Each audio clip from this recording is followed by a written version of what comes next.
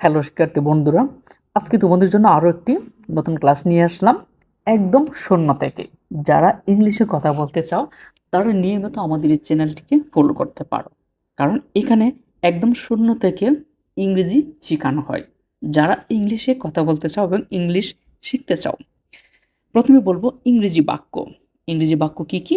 What is this, এবং এটির বাংলা উচ্চারণ হোয়াট ইজ দিস। শব্দের আলাদা আলাদা অর্থ এখানে দেখানো হয়েছে। যেমন ধরো, শব্দের আলাদা আলাদা অর্থ। কি হয় এটা? হোয়াট অর্থ কি, ইজ অর্থ হয়, দিস অর্থ এই বা এটা।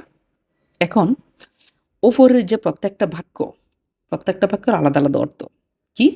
যেমন কি হয় এটা, এটা যদি আমরা একটু সুন্দর করে বলি, সাবলীল ভাষায় বলি, তাহলে প্রশ্নের সাবলীল বাংলা হবে এটা কি। আসলে তোমাদেরকে এই ক্লাসে সুন্দর করে বোঝাতে পারলাম যে হোয়াট ইজ দিস, এটা আসলে কি, এটার অর্থ কি, সাবলীল ভাষা তোমাদেরকে সুন্দর করে বোঝানো হলো। তারপর পরের স্টেপে ইংরেজি বাক্য। এখন দেখো, এখানে বলা হয়েছে ইট ইজ এ পেন। এখন এটার বাংলা উচ্চারণ যারা ইংরেজি না বুঝো তাদের জন্য, ইট ইজ এ পেন। এখন শব্দের আলাদা আলাদা অর্থ যদি আমরা বলি, তাহলে হচ্ছে ইট এটি, ইজ হয়, এ একটি, পেন কলম।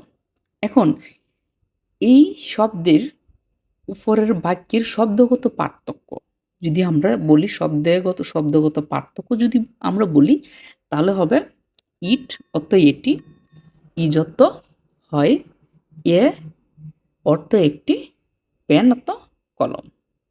এখন এইটার এই প্রশ্নের সাবলীল বাংলা যদি আমরা সুন্দর করে একটু শর্টকাটে সুন্দর করে বলি, যেটাকে বলে প্রশ্নের সাবলীল বাংলা, সেটার অর্থ দাঁড়ায় এটি একটি কলম।